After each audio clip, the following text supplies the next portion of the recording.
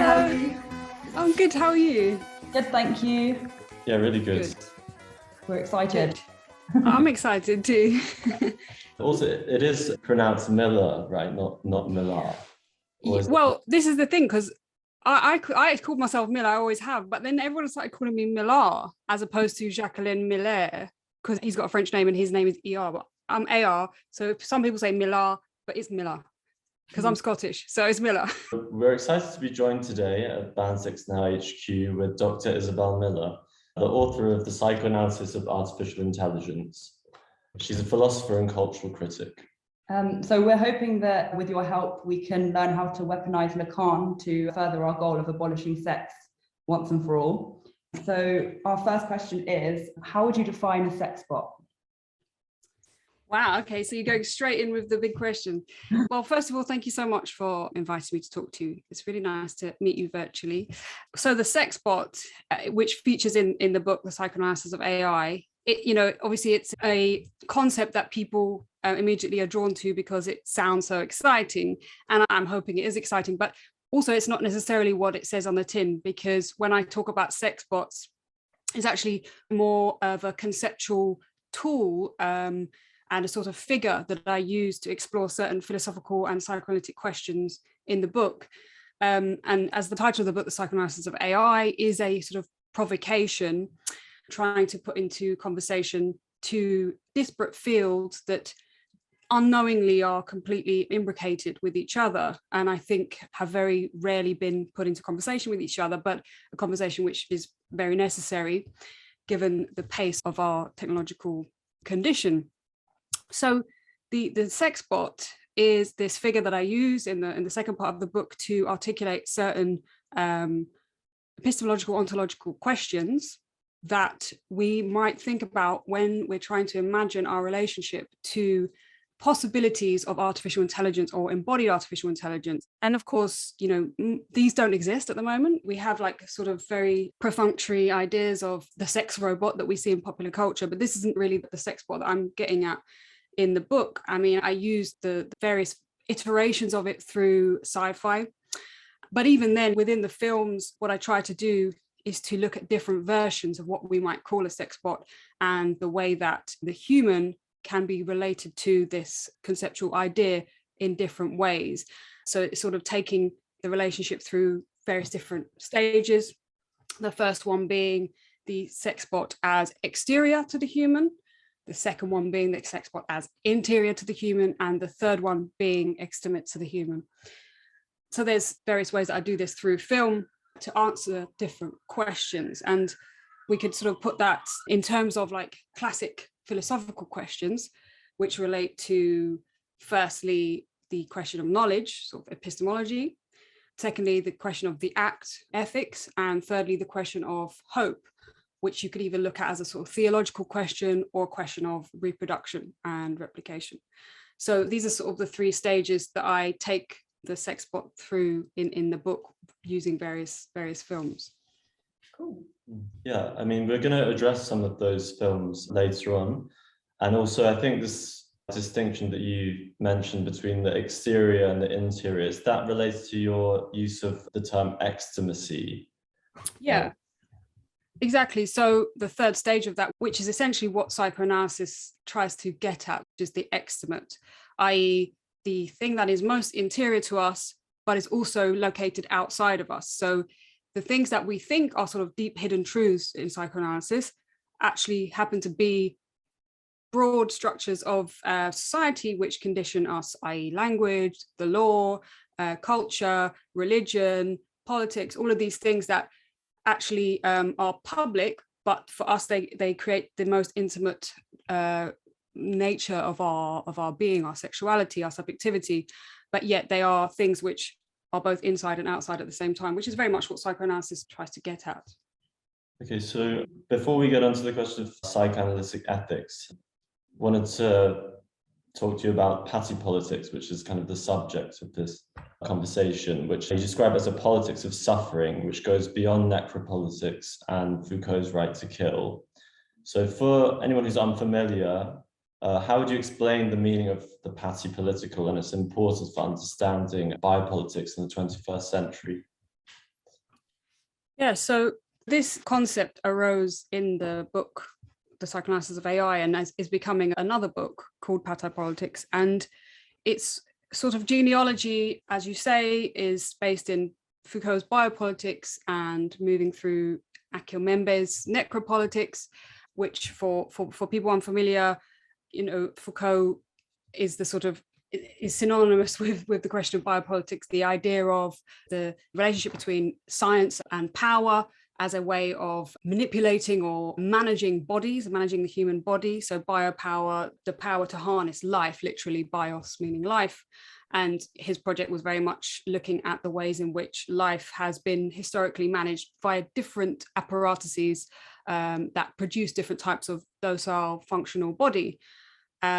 So he looked at this famously through various different institutions, psychiatry, the prison, education, and the different ways that we produce sexuality. And this biopolitical framework is one which has been constantly sort of in dialogue with psychoanalysis, or in sort of competition with psychoanalysis for the claim to how to understand human subjectivity.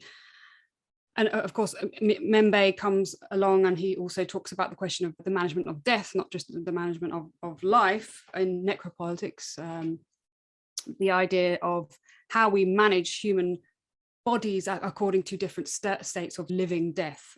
So concentration camps, states of war, states of refuge, slavery, and all the horrible things that human beings do to each other. So essentially, these are ways of understanding how historically human beings are sort of partitioned and managed according to different frameworks. So the point about Patipolitics is what it is interested in is not just the question of life and not just the question of death, but the question of this ambivalent and strange concept of sex, the bread and butter of psychoanalysis, which is the sort of crux of what for psychoanalysis is the human being, is the sexual being. And again, this is another concept which is often misunderstood, as to say that the sexuality is pervasive and that all we're ever talking about and thinking about is sex, which would be the wrong way to look at it. Is rather to say that sex actually is a much more complex concept than we give it credit for, and therefore we need to understand it as more ontologically based than it's often thought of. So back to Patipolitics, it's trying to get at this ambivalent question of sexuality, which is enjoyment.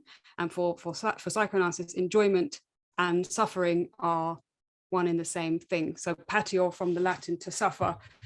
So this paradigm attempts to think about the ways that sexuality as a form of suffering may be managed and manipulated and produced, and is something that we need to understand with more nuance than maybe has been done before. So that's the sort of the gambit of the Patipolitical.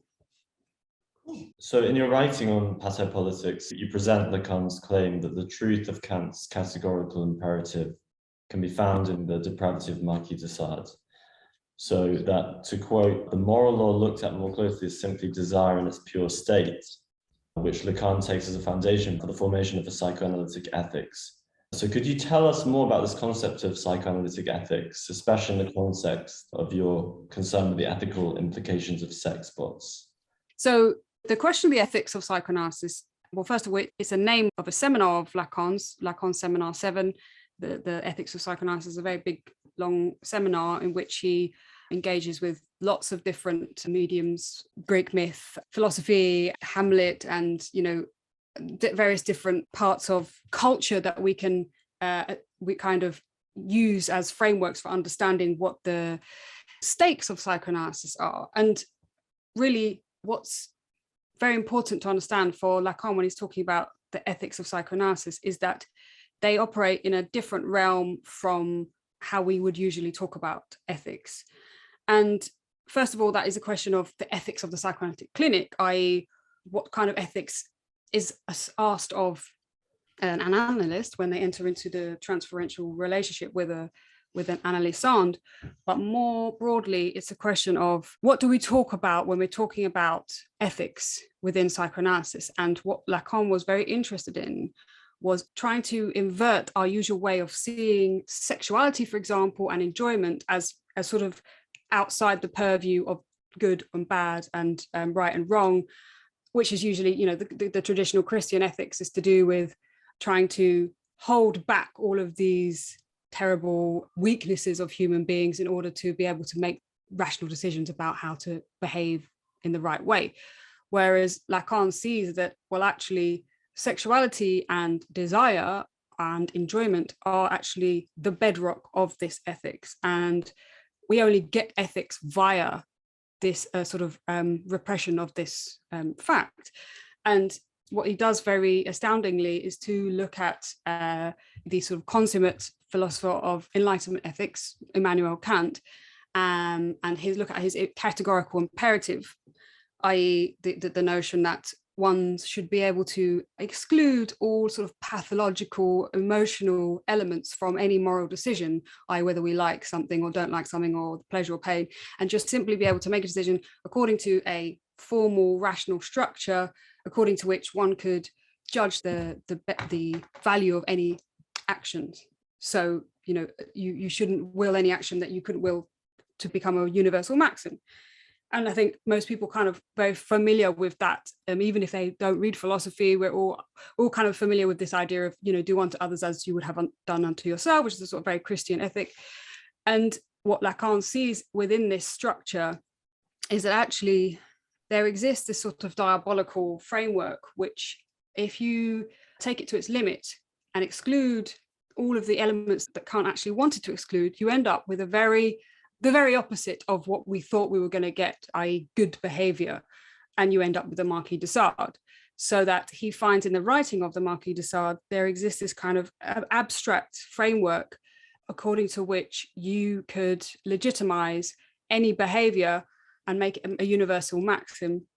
And that behavior would include the following of your own desire to its nth degree. And so he found in Sade the culmination of the Kantian ethics. He found Sade to be the ultimate Kantian, so that Sade becomes this ethical philosopher in this very strange way. And of course, we would look at that and go, oh my God, what? So are you saying that Lacan condones, you know, torture or rape or, you know, barbaric acts? And of course, that's not what he's doing. But what he's trying to show is that in even our most pious sort of understandings of ethics, there's what's hidden underneath it is this sort of core of enjoyment, of desire that directs our actions, and that we can't take for granted if we're to understand truly what ethics is about. Cool. I wanted to ask if you could kind of explain more about the fictional country of Priapalandia. Okay. Yeah. Well, I'll tell you something that actually started as a joke, because I was writing, this was like, I obviously that book is my PhD thesis, and that chapter begins with a quote from Nick Land. Yeah. And so Nick Land, in that essay, I think it's Machinic Desire, he talks about basically, well, I mean, in all of his work, talks about the sort of the isomorphism between artificial intelligence and capitalism, that actually they are the same thing, and that in a sense capitalism is a form of artificial intelligence, that it has its own sort of autonomy, and it would become, taken to its zenith, it becomes a sort of singularity, this idea of the self propelling intelligence that obliterates everything else in its path. So, you know, obviously there's lots of, because Nick Land has become the controversial figure that he has become, and also he's a figure that is sort of like ridiculed a lot amongst the generation that came after him, because they see how sad it is that someone who had so many amazing ideas became, to all intents and purposes, reactionary and associated with very dangerous and horrible ideas. Whether or not he would deny them or agree with them, we don't know, because he exists in this strange realm where we're all a little bit unsure of what he's actually trying to do. But nonetheless, most of us have an idea of like, well, what you're doing doesn't sound very cool at the moment. So anyway, so this whole Nick Landian thing it's, you know, he's a very big influence on a lot of us in our thinking, and a lot of his theory is undeniably brilliant. But so this question of Priapalandia is A, a riff on Nick Land, and B, Priapic. It was actually going to be Bonerland, first of all, and I thought that didn't sound very That didn't sound very scholarly. So I thought to change it to priapic, as in perpetually aroused. So it is, I mean, I'm taking the piss, but it does have a conceptual grounding, and the idea of a world in which we are constantly aroused, constantly sexually stimulated, or constantly looking for sex or provoked to enjoyment. And so the sort of Landian idea of taking this sexuality to its limit, or letting things go as far as they want to go, the accelerationist idea of, well, if you have this thing, however bad it is, you have to follow it through to its conclusion, if that means obliterating humans, becoming ultra sexist, ultra racist, whatever it is, so this very Landian accelerationist idea of being basically let everybody fuck everybody all the time, right? So this Priapalandia would be the framework in which we would understand something like the West world, the world where you create beings in order to abuse them, to fuck them, to torture them, and then the next day they've forgotten and you can carry on and do it again. Mm-hmm. So Priapalandia would be the fictional place in which we could imagine what Patipolitics would be in its ultimate form.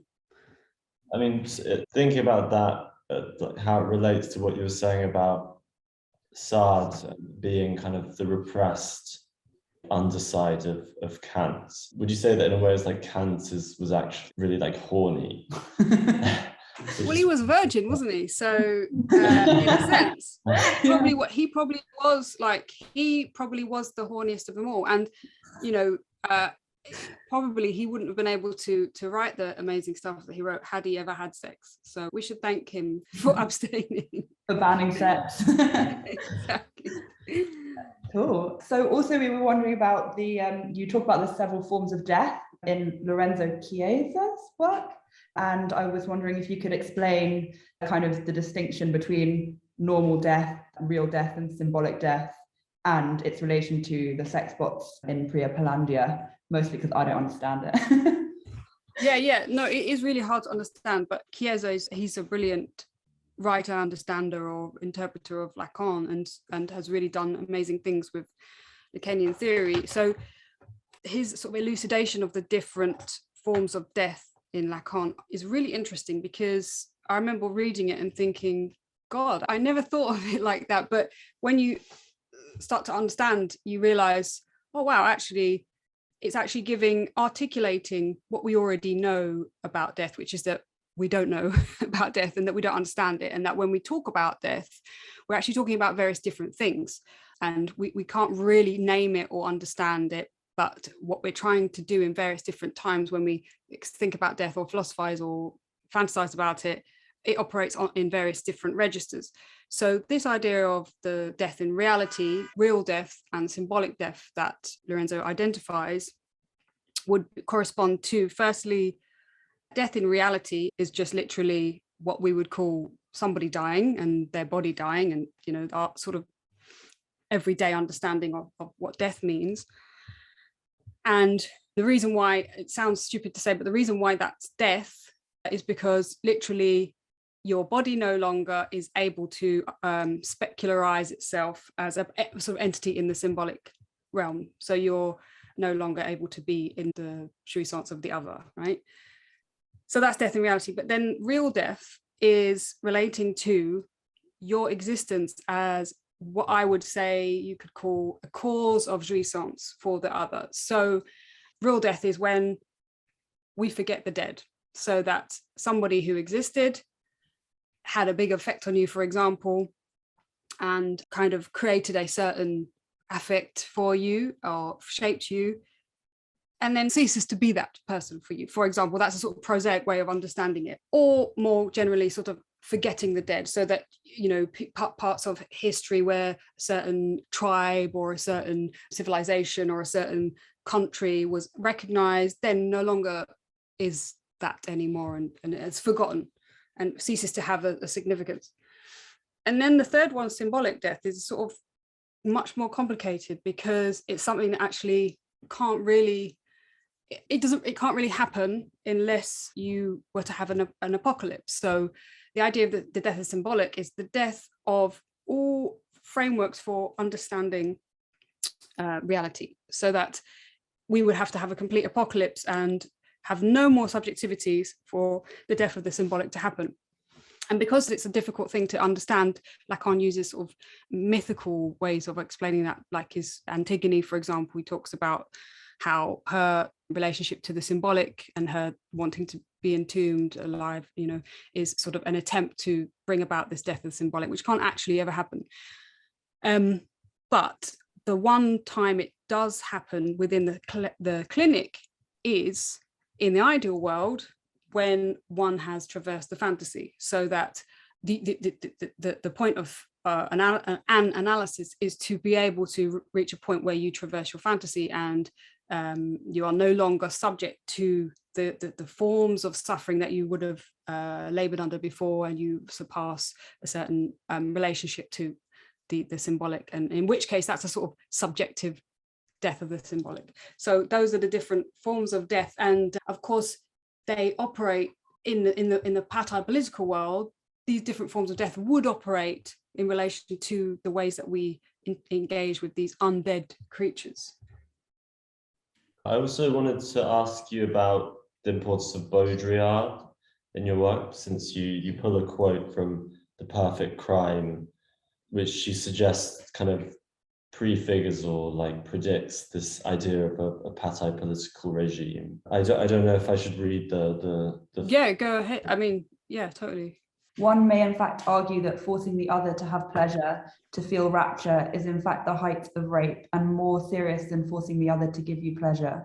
At any rate, this brings out the absurdity of this entire problematic. Sexual harassment marks the arrival on the scene of an impotent victim's sexuality, a sexuality impotent to constitute itself either as object or as subject of desire in its paranoid wish for identity and difference. It is no longer decency that is threatened with violation, but sex, or rather sexist idiocy, which takes the law into its own hands. Yeah, so that quote from Baudrillard, I found it really striking because, I mean, Baudrillard obviously is somebody who I use a lot and really like and think is important, but also that he is a deeply psychoanalytic thinker, and obviously is very influenced by Lacan, but does things that maybe Lacan doesn't do, because Lacan is an analyst and he's not, strictly speaking, a philosopher, even though it's debatable. Some people would say he is a philosopher.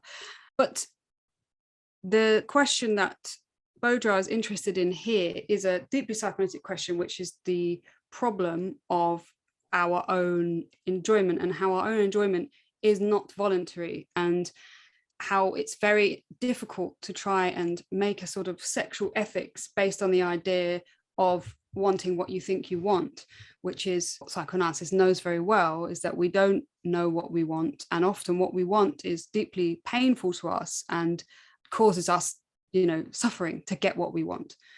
But it's also an acknowledgement of the sort of fundamental ontological question of sexuality Baudrillard's talking about here, which is, he says, to make somebody feel pleasure can be the height of rape.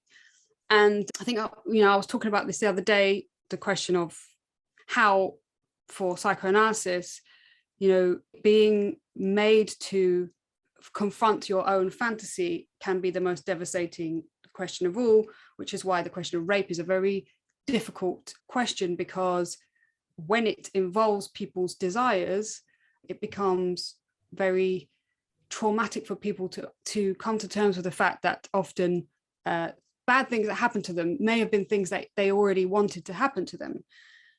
And this is a problem because when we don't acknowledge that, we become, or we are already, a very punitive and misogynistic society, which expects people to not want certain things, and when they do want them, then they're culpable. So this question of sexual abuse that Baudrillard's put his finger on is so redolent, because anyone who's ever experienced sexual abuse or childhood abuse knows that part of why it's so awful and so devastating is that somebody in power made them enjoy something that they didn't know they weren't supposed to enjoy, or didn't have the chance to make up their mind for themselves, and were forced to enjoy something. And so this question of sexual enjoyment is such a complicated one and such a terribly misunderstood one, but one which, for example, Freud knew, and which is why he was so subversive, is that people kind of immediately recoiled when he talked about childhood sexuality, for example, because they thought he was saying that children were perverts, or that they wanted sex with adults, or that adults should be able to have sex with children. And what he was saying was that children are sexual beings because they are in language. And the terrible thing is that all of us suffer from this trauma of sexuality. And the terrible thing is that trauma can be abused by adults, and we need to pay attention to the ways in which that happens. And so I think what Baudrillard's putting his finger on there is the necessary nuance that we have to have when we're trying to think about sexuality. And yeah, so this is the sort of patipolitical domain I think it opens up and allows us to think about. Cool. Okay, so before we move on to the next kind of section on Ghost in the Shell, I guess I just wanted to clarify. So are you suggesting that sexbots or the AI has a capacity to suffer, or has capacity to enjoy? I mean, would you describe yourself as a posthumanist? No, I wouldn't actually, because as I say, the concept of the sexbot for me is a conceptual toolbox, nothing more than that, in the sense that what it does is it allows us to interrogate our own preconceptions and fantasies around our relationship to technology, and around our assumptions about how we're creating forms of artificial life, and the kind of misconceptions that happen when we think that we're able to imagine simulations of what human beings are. And very quickly what we learn is that we don't have a very good understanding of human beings, let alone a simulated version of them. Mm-hmm. So as soon as you start pretending that you can create a sort of version of a human being, you see all of the misconceptions that you already have about what thinking is, or what the body is, or the relationship between the body and thinking. So the sexbot, really what it is for me, is a way of asking philosophical questions via a psychoanalytic subversion. Mm-hmm. Hence why I use the Kantian questions. What can I know? What should I do? What may I hope for? And I try and subvert those questions via psychoanalysis to interrogate our misunderstandings about ourselves and our place within the sort of wider technological constellation. Okay, so it's more about what it reflects about us as humans. Well, I mean, I don't sort of prescribe what would be, if in the imaginary worlds that I'm talking about in fiction and in film, these are creatures that do question the limits of what constitutes a human body. And I think that those questions are worth asking. I don't think that at the moment we are in a position where we have to ask, do sexbots have rights? Because they don't exist. But in terms of asking what would happen when we start tinkering with the brain and start tinkering with different ways of reproducing humans, these questions all open up some of the aspects of what the sexbot is and what it represents for us as a non-human entity that we have created for our own enjoyment. And it's a metaphor for lots of things. I can see how it relates to, and I was hoping we might get to talk about this. You referenced Sylvère Lotringer's work on these American psychiatric institutions where they sort of simulated these really, horrific sexual scenarios in order to try and treat the perversion. Am I understanding that correctly?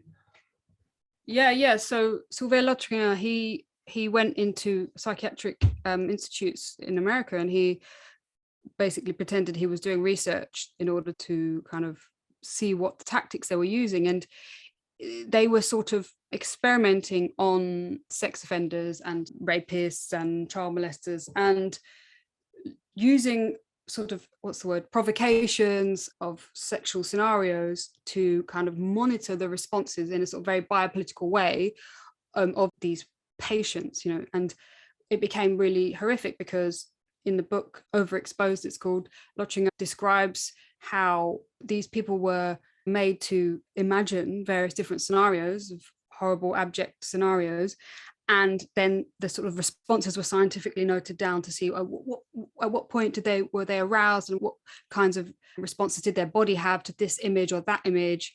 And then supposedly they would be weaned off these images and have their fantasies replaced with more socially acceptable images. And what Lotringer was really interested in here was the sort of whole question of the psychiatric gaze and the whole question of incitation, so that the site of the clinic became this sort of pornographic site. It became an obscene place where humans were taken, and yes, they were humans who did terrible things and thought terrible things, but they were manipulated and sort of incited to think them even more, and then kind of like tinkered with. So, the idea that you would take a human and then force them to watch porn, like child porn or something, or torture or some horrific thing, and then try and, see what happened to that person. The line between treating people and torturing people becomes completely blurred. And Lotringer was very interested in this sort of fascination that the psychiatric gaze had with producing sexual aberration, basically. So this is a very interesting microcosm, this book, because it displays what Baudrillard would call the obscene, this ultimate transparency of knowledge. Everything must be seen, everything must be exposed. So we've got to see everything, we've got to know everything. And you bring everything up to the surface, and you want to see everyone's fantasies. And then, when you're seeing everyone's fantasies, you're going to see some things that you don't want to see, or things that, should never be made public. By definition, they have to be fantasies. So it's this very difficult and ambivalent territory when you get to the idea of pornography, and to what extent porn incites, and to what extent it becomes a catharsis, and this very unpleasant territory that we don't quite know where to situate ourselves on. We can all agree child pornography bad, we all know that, but then it goes to other ends of the spectrum, and other people would go, oh well, just two people having consensual sex. But for some people, that's, we don't want to incite that, we don't want young people watching that. So that it just brings up all of these very difficult questions around incitation and fantasy. Okay. Well, speaking of fantasy, you make use of a lot of cultural narratives. Like you mentioned Westworld, and also Ghost in the Shell, which you relate to Sade's philosophy in the boudoir. So I guess we were interested in what the relevance of these cultural myths were to your argument. And also we were talking about how Zizek tells us in The Pervert's Guide to Cinema that cinema doesn't give you what you desire, but tells us how to desire. Like, narrative media is obviously important in your theory, and does this usually begin with a personal aesthetic appreciation for the cultural works? Like, were you interested in sci-fi before psychoanalysis, and do you think that sci-fi has influenced your reading of Lacan? Well, so I'll sort of answer that backwards, I guess. I've always been interested in sci-fi. I wouldn't say I'm a sci-fi geek or anything, but I'm interested in how science fiction narratives allow us to ask philosophical questions. And I mean, first and foremost, my training is as a philosopher, so that was like my first way of trying to answer theoretical questions was via philosophy. And I kind of really enjoyed the way that film can kind of open up different conceptual worlds and imagine things that human beings could be, or how the world could be, that we just can't empirically have, in a way that you can't go outside your door and find. But watching films, and obviously Zizek was a person who very much kind of exemplified how to read film philosophically and sort of conceptually and psychoanalytically. But I suppose then that was something that I always had in the background. But then it was when I started to go more towards psychoanalysis that I saw that also film gave us a really nice way of entering important questions via psychoanalysis. And I think that for philosophy, for example, a lot of people possibly think that it's something that only certain people can do or would want to do, or it's only interesting for a small sort of section of people. But what I think is important is to show how via very everyday things, you can start off with something that everybody can relate to and understand in a film or a book. And then via that way, you can go down to something completely conceptual and abstract and be led to that question just via the narrative. And therefore, it's something that everybody can do potentially. It's not that only some people are allowed to do philosophy, or it's this elite thing. And that's what I really like about using film, for example, because I think it's a very sort of egalitarian way of showing that we can all think about things philosophically if we are led towards asking the right questions. And I think it makes things much more exciting and engaging if you can enter in via a sort of narrative, as it were. Not all types of questions, but I think that is certainly something that is useful. Cool. Yeah, that's really interesting. I think Zizek is kind of a great gateway for a lot of people into philosophy, as you said, but especially if they're already invested in these kind of films and narrative. So I guess that's why we're wondering if you were really into sci-fi before philosophy, which it doesn't sound so much, but to the extent that our interest in these different cultural products reflects our own desires and states of desire, to what extent do you think that about this Nietzsche quote that all philosophy is unconscious autobiography? Yeah, well, I think, part of my fascination with psychoanalysis is because it very much allows us to think about the element of biography in philosophy, and not just in the question of what type of life did you have to make you be interested in philosophy, for example, but what is it about the structure of your subjectivity that wants to ask certain questions or that allows you to think in a certain way. And, for psychoanalysis, what's so important is the understanding of structure, how our subjective structure really shapes our reality and in a very material way, so that, again, a very important question to approach is that psychoanalysis, when it's done properly, it doesn't pathologize anything. All that we have is different structures inhabiting different modes of inhabiting language, and traditionally that would be the question of psychosis, neurosis, and perversion in psychoanalysis. And for psychoanalysis, it's not to say the psychotic is the lunatic or is the mad person, or that was very important for Lacan, especially in his later work, to establish the way that psychosis is not being mad, it's a way of inhabiting language which has its own logic, and it's important to understand.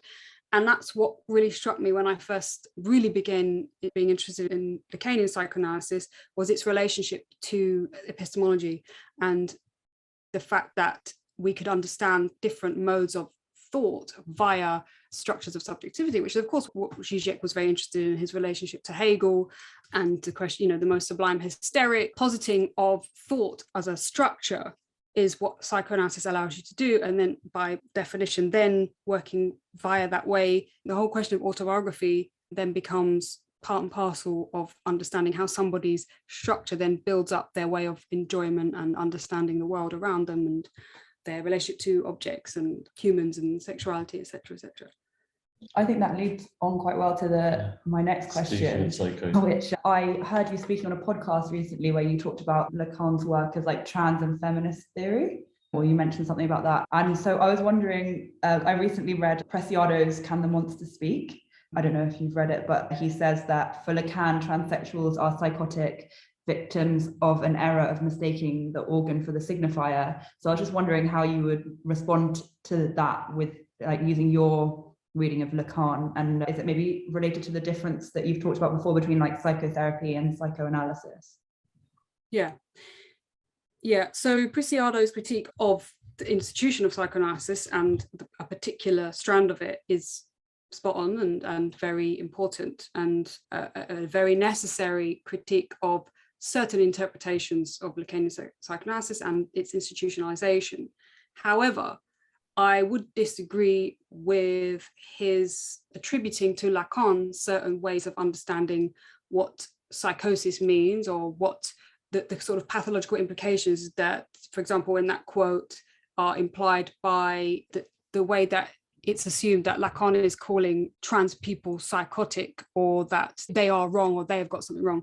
And I'm afraid this would be to sort of misunderstand the thrust of Lacan's point here. And again, we have to return to the important distinction to make between Lacan and his theory and Lacan as a person, and then again, the Lacanian clinic and the people who use Lacan.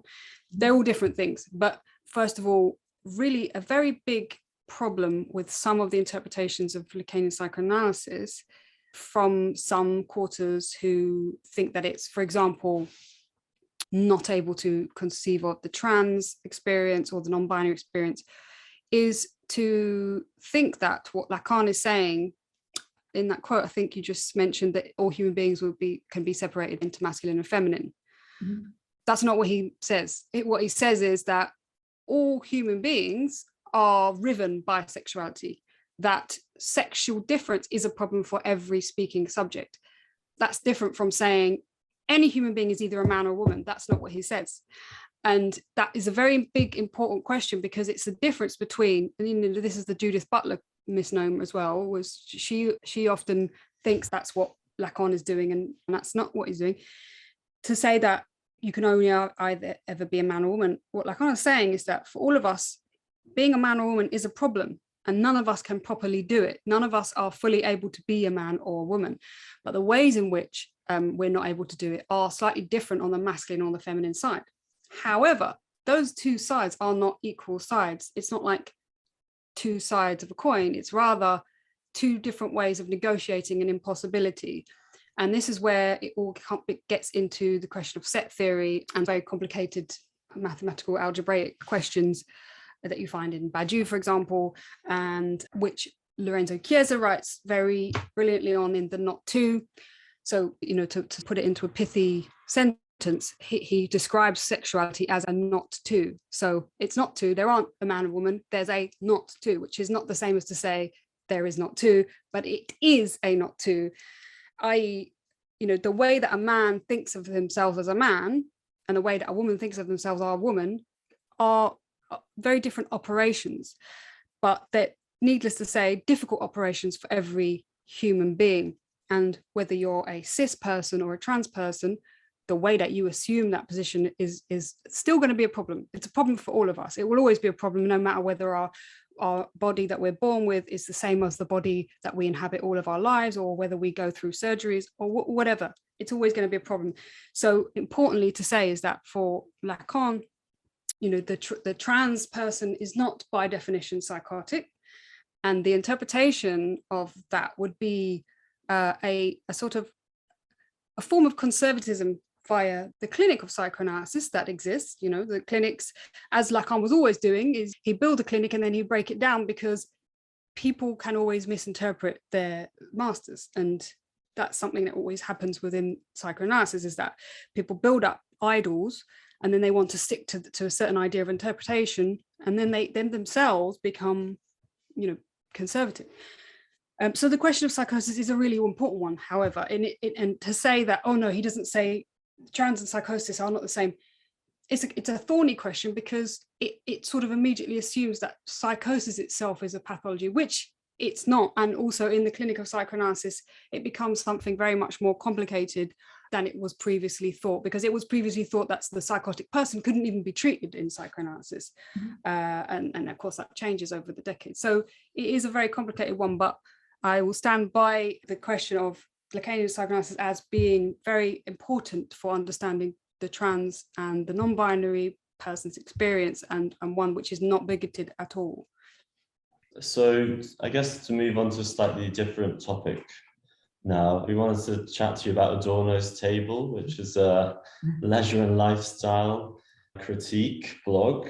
This is kind of like an Adornian, bringing Adorno's spirit back to life in a way, to address the absurdities of contemporary middle-class life in London. For example, you take Dan's restaurant Primeur, which you describe as wholesome, rustic and overpriced, just like Hackney and Islington should be. Could you tell us more about the idea for the blog and how it got started? Yeah, well, so me and my partner Ingmar sort of came up with this idea a few months ago. And so Ingmar he's doing his PhD, and he's a sort of Lacanian, Adornian scholar, and he's very interested in Adorno too. But so we both sort of have similar overlapping sort of theoretical interests, and we always feel that Adorno is wrongly banished as this sort of bourgeois pompous person, when actually he's quite funny, and he's sort of like he's very satirical, he's taking the piss and sort of quite wryly, I think, aware of his sort of pomposity as well. But also he asks really important questions, what should we think today, of course he does, about culture and why it's not as simple as talking about class politics and seizing the means of production. There's many other difficult questions to do with cultural capital and intellectual capital, and all the problems around how to inhabit a bourgeois status without being exploitative. And in theory, these are all very live questions, because on the left, we're always arguing over how to be a left-wing person, how to be on the right side of things, what you're allowed to do, what you're not allowed to do, what clothes you're allowed to wear, what you should be signaling to other people about your political status. So this is something that we're always thinking about as left-wing people who are in the sort of Marxist milieu and the Lacanian milieu, and arguments between Lacan and sort of less psychoanalytic left-wing people. So that's the sort of like theory side of it. But on the kind of the sort of more just prosaic side, so I'm from Islington, I was born in Islington, I live in Hackney now, and so over my life, I've seen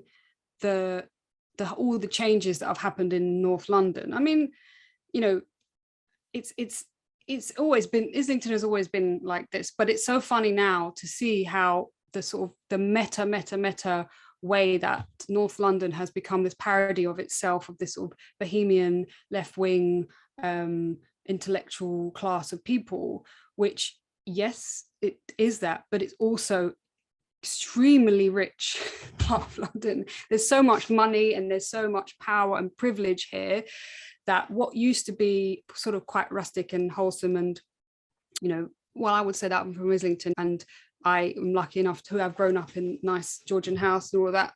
And that was my, when I was a child, Islington was a very lovely place, very diverse and blah, blah, blah. Of course, it's still all of that kind of middle class life, but it's also become very new, like serious money, like seriously, the city financial people have moved in, and this kind of bohemian idea of the sort of left-wing shabby intellectual person is now this very reified category, this very monetized category that is now becoming so self-conscious. And I suppose, like, obviously I sort of take the piss out of it with affection, but there is something a bit uncanny about it, because sitting in a restaurant like that, you see how there's an idea of one's childhood that's being sold back to you. I was like, this is what mummy would have done when you were all gathering around and having your little shabby dinner. And now it's like a very expensive thing that you'll pay money to experience, And of course, that becomes even more sort of kind of offensive when the idea of shabbiness, or the idea of having a lack of polish or a lack of money, becomes a thing that's sold to people as well. So of course, the whole point of Hackney and Islington is that it's a place where very rich and very poor people live side by side. So this sort of pretense of like, we're all here just hanging out and having a great time is nonsense, because there is huge poverty and inequality and crime and things happening alongside people living in £5 million houses that most of us will never be able to even think about buying. So I think that this whole idea of Adorno's table came about because we wanted to try and go around Hackney and Islington and look at some of these places and cast an eye on it with all of those ideas in mind, in a sort of tongue-in-cheek way of trying to be like, well, rather than just reading your Guardian review from Jay Rayner, which will give you the middle class version of why you should go to this new Turkish restaurant, it will take the piss out of that viewpoint and say, yeah, but who is this person speaking? What context do they speak from? And what's the audience that this is aimed at? So that was the idea of the blog. It's been on hold for a few weeks because of other personal things happening in various people's lives, but we're gonna aim to bring it back. Cool. I think that kind of leads on to my other question quite well as well. My therapist recently asked me how I think class influences sexual behaviours and beliefs, which I kind of struggled to answer. And I was wondering if you had any opinion on that at all. So how class influences sexual belief? Did you say that again? Sexual beliefs and behaviours. Yeah, well, I mean, this is sort of very much like the kind of crux of one of the issues around psychoanalysis as a clinical practice as well, because, one of the big debates that is always had in Lacanian circles is how can clinical psychoanalysis be politically engaged? How can it be properly emancipatory or egalitarian? Because who are the people that get to go to psychoanalysis, for example? Who are the people that go to therapy? I mean, generally it's people who have the means to do so or have the inclination to do so, and that, of course, is a very exclusive category. And so this is part of the kind of issue around how psychoanalysis can really be thought of as a politically engaged practice, because when you go into the clinic, the person who's your analyst or therapist is obviously going to be from a certain milieu. And how do we make that something that embraces all of the possible political, cultural questions that a person brings in through the door into their analysis? So that's a sort of institutional problem. But also, you're saying, well, does class influence sexual beliefs or sexual ideas? Absolutely it does. And the biopolitical question is really the question of how different apparatuses can produce certain ways of being a sexual person, and that will change over time, and it will change according to country, according to a belief system, according to political regime, and all of these things will produce different sexualities. And it's so crucial to understand how these frameworks really produce different forms of enjoyment and different forms of understanding what sex is. And I think, again, you put your finger on this sort of crux between, on the one hand, the psychoanalytic and the biopolitical, which is a sort of crossroads where the question really resides in the ahistoricity of sex. So that for psychoanalysis, sex is ahistorical. We are always sort of riven by this same ontological problem of sexuality, as I just sort of mentioned in relation to the question of sexuation. But for biopolitics, there are other things to take into account, and that is the question of history and the question of culture and the way that sex changes over time. And they're slightly different questions. And I think that it's sort of a misunderstanding to think that sort of psychoanalysis should only ever be concerned with this sort of ahistorical sexual being, because there's many other factors that we should take into account, like class, like race, like culture, that sexuate us in different ways. So yeah, I think it's interesting that your therapist asked you that. But what did you say, or may I ask? Or I think I didn't really answer. I think I've said that I think class probably does have an impact, but I said that I couldn't really put my finger on personally how it had affected me. But I guess class is one of those things that's slightly uncomfortable to think about. Yeah. So that's probably my fault for not thinking about it properly. But yeah, it was an interesting question. He's a good therapist. Yeah, well, I mean, it is difficult, isn't it? You're right. Like, it's something that is sort of uncomfortable for people. It's like a taboo topic, isn't it? Because I think for a lot of people, that's funny, because like class here is almost more taboo than sex. Like we have this really strange, uncomfortable relationship with class now, because especially for, I think, English people, we're so class ridden, we're so aware of class all the time, but at the same time we sort of pretend that class isn't relevant and we don't think about it. Well, of course, that's complete nonsense. But I think what's interesting is that class is definitely more complicated now because of how much in the last couple of decades, for millennials who may have been middle class, because of the sort of different financial conditions, have all become very much impoverished and very much less financially safe than their parents were. It's the sort of first time that people have been less well off than their parents. Usually you come from a generation that if your parents went to university and then you go to university, well, you could only go up. But actually for our generation, that didn't happen. Something else happened, that we all became really poor. So that the question of class, even if we were born middle class, we may be sort of in our habitus middle class, but in our financial conditions are working class. So this is a sort of taboo that I think is quite new, of us having to kind of come to terms with the fact of what is middle class anymore. It's not just going to university and knowing certain things and being educated. Because if you're poor and you can't buy a house, are you middle class anymore? Because there's people who haven't gone to university, don't have a certain cultural capital, but they own houses. So are they middle class? So I think this is another taboo question that we're coming to terms with, and sex is of course very related to all of this as well. Yeah. We have one more question. Yeah, so I guess something we were just sort of nearing towards or getting at, question of what is sex ultimately, because we started Ban Sex Now or sex negative as like a kind of a tongue-in-cheek joke or like a provocation, but in the process we're kind of trying to use it as an opportunity to address these kinds of very repressed but omnipresent things like sex and class, I guess we're also talking about now. So I mean, do you have an answer to this question of like what is sex, or how you would describe it as if you had to, in Lacan's view or your own? Because we also noticed one of your forthcoming book chapters was titled Sex Negative, or Becoming Sex Negative, Enjoyment in the Age of Patipolitics.